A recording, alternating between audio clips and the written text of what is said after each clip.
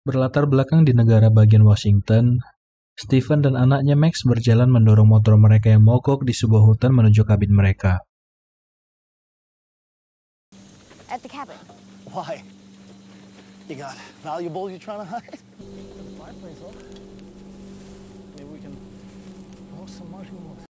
Di malam hari, Max dibangunkan ayahnya. Tidak tahu apa yang terjadi, tetapi mereka harus segera pergi dari sana. Dad, what's happening? Namun ayahnya merubah pikirannya dan menyembunyikan Max di sebuah kamar. Do not move, no matter what happens. Tepat di depan pintu berdiri seorang pria bernama Agustin yang datang dengan para anak buahnya yang bersenjatakan lengkap.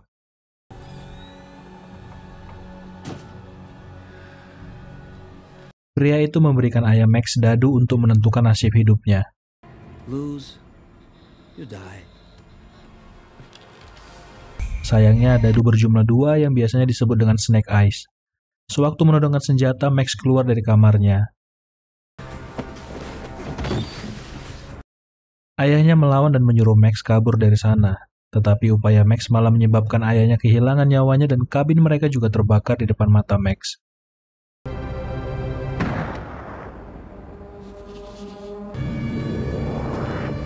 Dari sinilah awal mula dendam Max muncul. Bertahun-tahun setelahnya, Max yang sudah tumbuh dewasa sedang bertarung dengan pria yang jauh lebih besar darinya.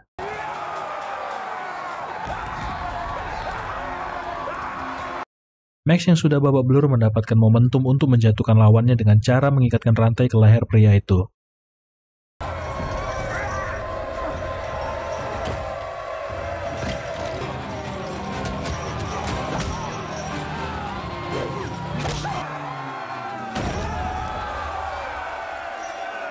Sekarang Max memakai nama Snake Eyes yang mengingatkan kita tentang dadu yang dilempar ayahnya. They call you Snake Eyes, and yet you always win. Setelah pertarungannya, Max dihampiri seorang pria bernama Kenta. Melihat kemampuan dari Max, pria itu tertarik untuk memperkerjakan Max. Tentu saja awalnya Max menolak tawaran pria yang baru dikenalnya. Namun mengetahui kalau tawaran akan ditolak, pria bernama Kenta menawarkan hal yang tidak bisa ditolak Max, yaitu dia bisa mencarikan siapa yang menghilangkan nyawa ayah Max pada malam itu. For me. And I promise you, I'll find a man who did this. Selama 4 minggu berikutnya, Max bekerja di sebuah pabrik ikan di pelabuhan Los Angeles bersama seorang pria bernama Tommy. Cover up! Cover up! Cover up! Let me know when you get a new joke. Max bekerja di sana untuk menyelundupkan senjata ke dalam perut ikan. Pabrik itu adalah markas untuk bisnis para Yakuza. Bos pabrik mengumpulkan seluruh anggotanya termasuk Max. Bos berkata kalau ada mata-mata di antara mereka. Tuduhan pun mengarah kepada Tommy. Sewaktu Kenta datang, dia memerintahkan untuk Max mengeksekusi temannya Tommy.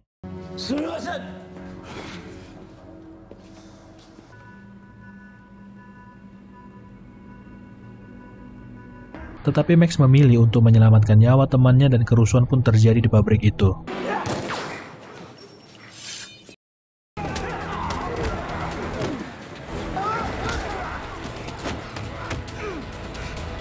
Tidak sampai di situ saja, anggota Yakuza pun kembali berdatangan ke pabrik.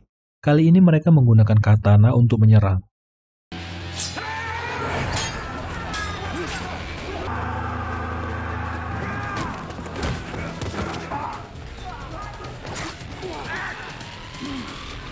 Max dan Tommy kabur menuju dermaga diikuti dengan Kenta yang mengejar mereka menggunakan truk. Bukannya kabur, Tommy malah memilih untuk bertarung dengan Kenta yang berada di dermaga. Keegoisan Tommy menyebabkan mereka dikepung seluruh anggota Yakuza.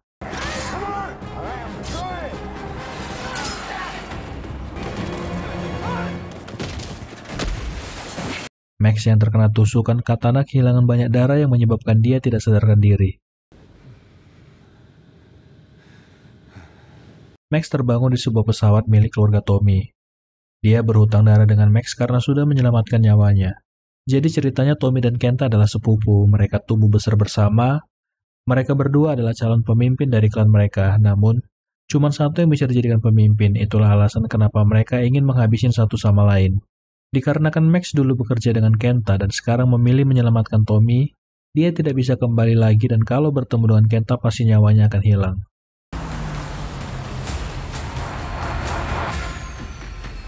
Sampailah mereka ke Tokyo menuju kediaman klan Arashikage dari Tommy. Max juga diperkenalkan kepada seorang wanita yang menjadi penasihat klan.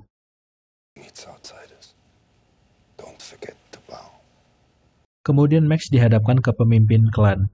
Sekarang, klan Arashikage berhutang nyawa dengan Max karena sudah menyelamatkan nyawa Tommy. Life. We Arashikage are in your debt. Max juga diminta untuk tinggal di sana dan bergabung dengan klan Ashikage. Namun sebagai penasihat klan, Akiko masih ragu dengan keputusan ini. Sementara Tommy meminta supaya Max menjadi orang kepercayaannya yang nantinya bisa mendampingi dia saat memimpin klan. Juga sekarang klan mereka punya ancaman baru, sehingga klan membutuhkan strategi baru termasuk menyambut orang asing. Syarat menjadi anggota klan harus melewati 3 tes. 2 tes pertama akan membersihkan ego, amarah, dan ketakutan yang akan mempersiapkan pemohon untuk tes yang ketiga, yaitu ujian sebenarnya. That's the true test. It will be up to you. Kalau Max tidak menyelesaikan tes ini, dia akan kehilangan nyawanya. You die. Max memulai latihannya sebelum masuk ke ketiga tes. You need to get farther, faster. We don't have much time. Scouts, guardians, infiltrators. Listening to you complain about it. Di tempat lain, Akiko yang masih ragu dengan Max mulai menyelidiki Max yang sidik jarinya pun tidak ada jejak rekaman. Bahkan dari alat pengenal wajah juga tidak mendapatkan informasi apapun. Salah satu alasan Akiko masih curiga dengan Max adalah dia pernah bekerja dengan Yakuza. That means 20% pass, Akiko. Tes pertama pun dimulai. Max dihadapkan kepada 2 master dari klan Arashikage. You will learn how to fight. Master pertama menguji kemampuan Max dengan cara dia harus merebut mangkuk dari master. Jika gagal 4 kali, latihannya akan berakhir. That's 1, 2. Max sudah gagal 3 kali dan untuk percobaan yang keempat dia teringat ucapan ayahnya dulu untuk meninggalkan ego dan tak mementingkan diri sendiri. Max dengan rendah hati meminta mangkuk dari tangan master dan menyelesaikan tes pertamanya. Setelah keberhasilannya di tes pertama, Max mendekati Akiko supaya hubungan antara mereka tidak menjadi kaku karena Akiko masih belum percaya dengan Max. Di malam hari, klan mengadakan perjamuan minum, kemudian para Grandmaster mengangkat gelas untuk Tommy dan Max. May you die well. Kampai. Tommy bercerita kalau sejak kecil dia dipersiapkan untuk memimpin klan ini. Itulah kenapa Tommy perlu pejuang seperti Max untuk menjadi masa depan klan dan bertempur berdampingan sebagai saudaranya.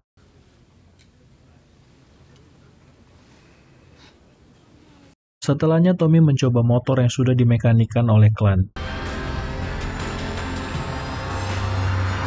Dia pergi ke sebuah pemandian, sepertinya Max sudah berjanjian dengan seseorang di sana. Ternyata Max bertemu dengan Kenta. Semua rangkaian kejadian yang ada di dermaga adalah skenario dari Kenta, supaya Max bisa mendapatkan kepercayaan dari Tommy dan bergabung dengan klannya. Sebenarnya Max memutuskan untuk keluar dari skenario ini, namun Kenta memberikan dadu yang menjadi simbol dari orang yang menghilangkan nyawa ayahnya. Max harus mengambil sebuah artefak yang tak ternilai harganya dari klan Arashikage. Artefak itu disebut permata mentari. Max harus membawa artefak itu jika ingin tahu di mana lokasi Augustine. Keesokan paginya Max berkeliling di area klan. Dia bertemu dengan Tommy dan bertanya apa yang mereka lindungi karena tempat ini dibangun seperti benteng.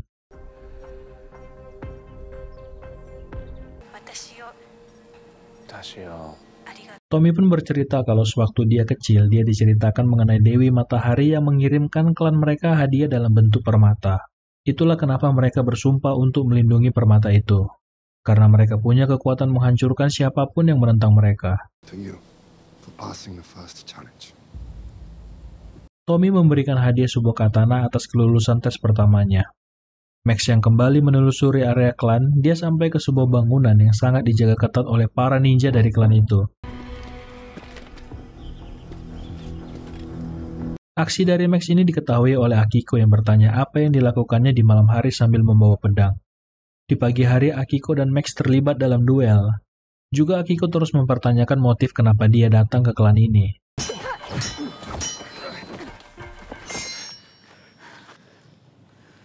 Max diselamatkan oleh HP Akiko yang berdering berisikan informasi kalau Kenta sudah sampai ke Jepang untuk memulai perang dengan klan mereka.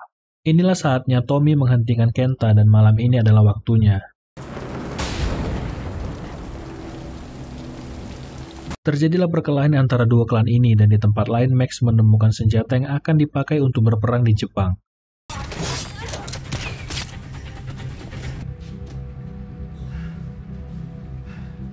Kembali ke Tommy, dia sekarang berhadapan dengan Kenta, namun Tommy masih belum bisa menghentikan Kenta.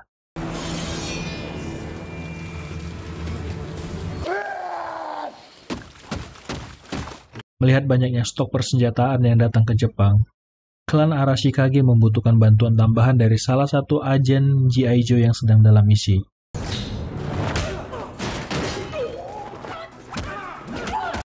Akiko mengirimkan foto ke ponsel Scarlett dan mencari tahu apa yang diketahui tentang wanita itu.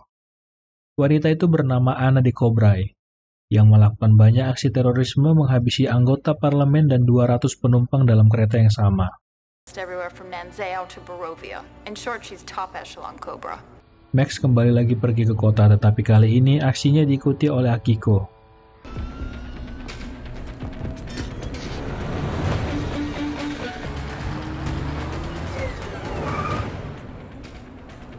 Max bersembunyi dari kejaran Akiko untuk menghilangkan jejaknya.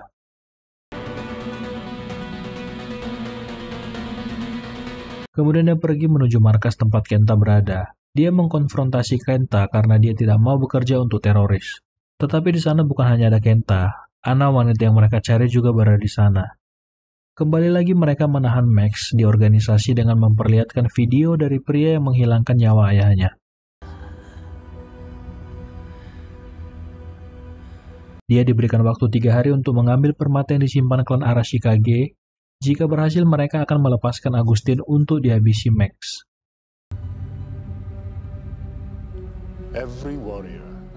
Max sekarang memasuki tahap tes kedua. Kali ini dia dihadapkan dengan Blind Master.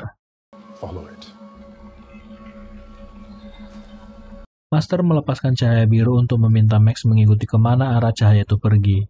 Cahaya itu membawa Max kembali ke rumah tempat dia kehilangan ayahnya.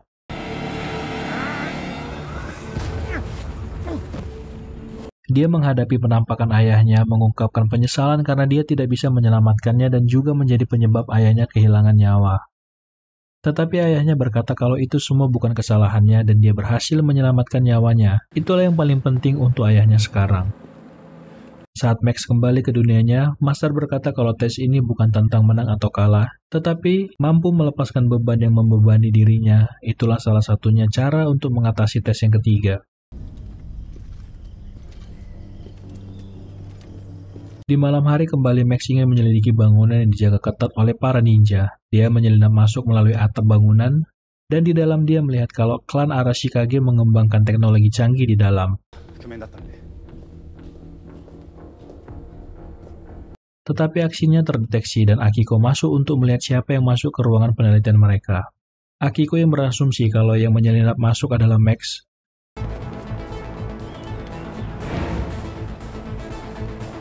Dia berlari menuju kamar Max, tetapi Max berpura-pura kalau baru saja selesai mandi.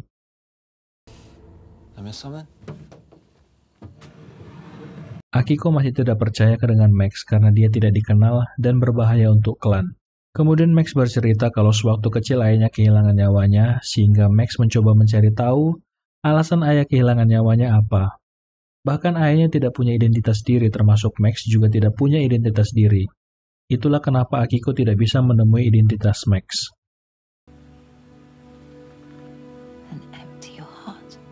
Tibalah hari di mana tes ketiga dan terakhir untuk Max. Dia diturunkan ke sebuah lubang yang berisikan 3 anaconda besar. Anaconda itu tidak akan menyerang Max kalau orang yang berada di sana punya hati yang murni. Max mencoba mengingat kata-kata Akiko untuk membukakan hatinya. Awalnya terlihat berhasil, tetapi itu adalah hal yang konyol.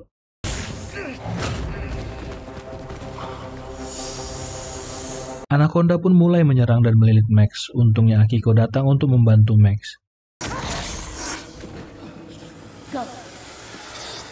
Berbeda dengan Max, Akiko berhasil menyelamatkan dirinya tanpa serangan dari Anaconda.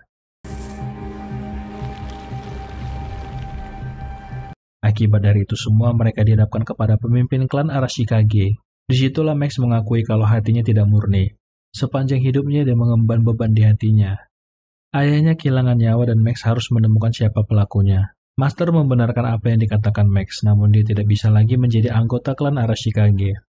Max pun memilih pergi dari klan Arashikage, namun sebelum pergi dia meminta maaf kepada Tommy karena sudah mengecewakannya.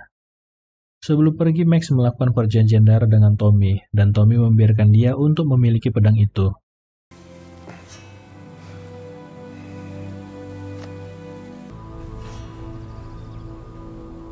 Aksi dari Max untuk mencuri artefak pun dimulai. Dia menyamar dan mulai mensabotase keamanan dari kastil klan Arashikage.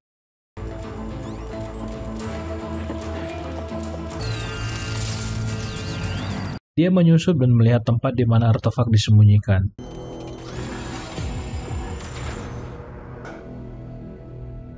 Max kemudian masuk ke dalam kuil untuk mengakses keamanan dari darah Tommy yang ada di sapu tangan.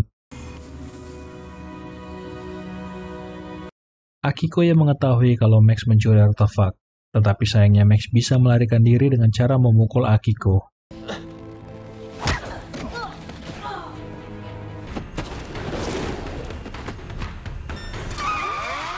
Mengetahui kalau artefak mereka telah dicuri, klan Arashikage memasang kepala Max untuk diburu.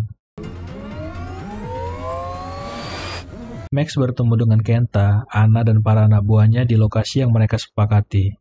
Dia memberi permata itu dan Kenta menguji kekuatan artefak itu ke salah satu anak buahnya.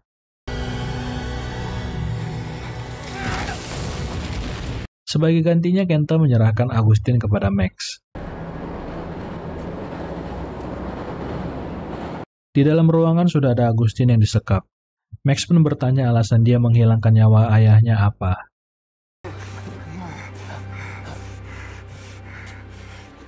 Agustin mengatakan bahwa dia dulu bekerja untuk Anna dan organisasi Anna memerintahkan Agustin untuk menghilangkan nyawa ayahnya. Menyadari musuh sebenarnya adalah Anna, Max pun memutuskan untuk melepaskan Agustin untuk menghentikan Kenta. Disitulah dia berdamai dengan dirinya sendiri. Di tempat lain, Tommy dan Akiko melacak keberadaan Max. Mengetahui kalau Max akan kembali ke kastil Arashikage, mereka pun mengejar Max. Dia menggunakan keahliannya untuk menghindari serangan dari Tommy dan Akiko, tetapi kemudian dia menyerang salah satu anak buah dari Kenta.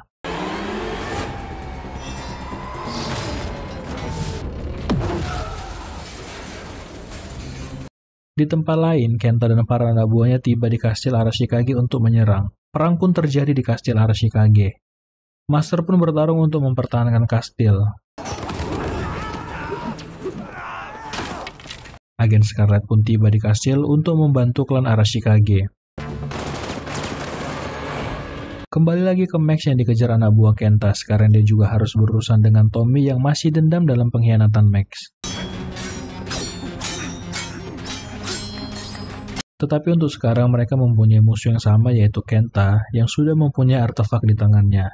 Sehingga mereka harus bekerja sama untuk saat ini. Kita kembali lagi ke kastil Arashikage. Agen Scarlet bertarung dengan Anna, tetapi posisi Scarlet terpojok karena dia dikepung oleh para anak buah Kenta. Ketua klan dan Scarlet pun ditangkap untuk dieksekusi Kenta. Kembali pengkhianatan terjadi di sini. Kali ini Kenta berbelot dan menyerang Anna. No good deed, huh? Bantuan pun datang dari Tommy dan Max. Mereka menyerang satu persatu anak buah dari Kenta. Hal itu mengganggu proses eksekusi dari Kenta. Di situasi ini, Scarlet dan Anna memutuskan untuk bekerja sama.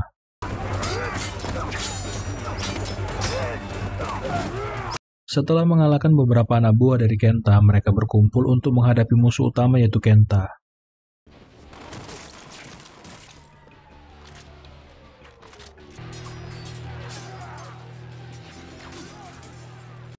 Mereka bekerja sama untuk mengambil artefak dari Kenta. Usaha mereka pun berhasil dan artefak kembali direbut Tommy yang langsung mencoba untuk menghabisi Kenta. Kenta yang kabur dikejar Max sampai ke tempat lubang ular sewaktu tes ketiga. Pertarungan pun terjadi. Tetapi dengan kecerdikannya Max mengelilitkan rantai ke kaki Kenta kemudian menariknya masuk ke lubang.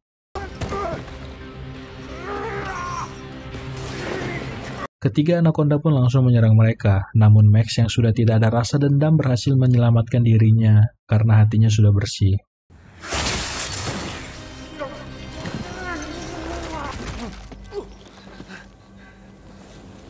Artefak pun berhasil kembali ke klan Arashikage. Ketua mengumpulkan mereka yang bertarung untuk mempertahankan klan Arashikage. Namun, Tommy tidak bisa menjadi pemimpin selanjutnya karena dia telah menggunakan artefak. Karena ada janji seharusnya mereka hanya melindungi artefak itu. Mendengar itu, Tommy marah dan kecewa atas keputusan Ketua Ken. My life to this clan! I have... Tommy juga menyalahkan Max atas semua ini dan berjanji akan menghabisi nyawa saat mereka bertemu kembali. Tommy pergi meninggalkan klan dan memilih untuk tidak melayani siapapun lagi dalam hidupnya. Max memutuskan untuk mengejar Tommy dalam pelariannya, tetapi Akiko ragu kalau Tommy bisa dijemput tanpa melakukan perlawanan. Sehingga Akiko memberikan armor atau baju pertahanan untuk melindungi dia dari serangan Tommy. Agen Scarlet juga datang memberikan file yang mengungkapkan kalau ayah Max selama ini adalah seorang agen G.I. Joe. Itulah kenapa ayahnya dihabisi nyawanya karena mengungkapkan informasi tentang organisasi Cobra. Ayahnya juga menyembunyikan identitas Max supaya tidak dikejar organisasi Cobra. Max diminta untuk masuk ke dalam organisasi Joe, tetapi dia harus menyelesaikan masalah pribadinya dahulu dengan Tommy. Di tempat lain, Tommy berada di dalam pesawat, tetapi kita tidak tahu kemana dia akan pergi. Ana yang menyamar sebagai pramugari menawarkan kesempatan untuk bekerja sama dengan organisasi Cobra. Tommy pun setuju, tetapi dia mengganti namanya menjadi Storm Shadow.